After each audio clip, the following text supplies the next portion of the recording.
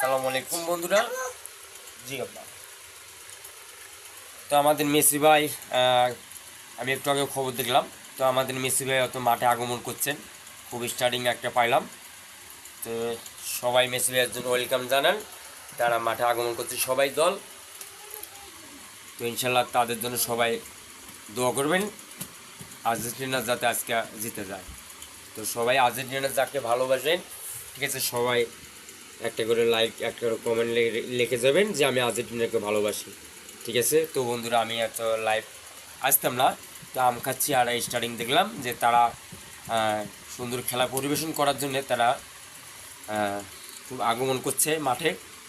আমি সেই মানে খবরটা দেখলাম যে তারা আগমন করছে, ও ঠিক শীঘ্রই আমাদের মাঠে খেলা শুরু হবে।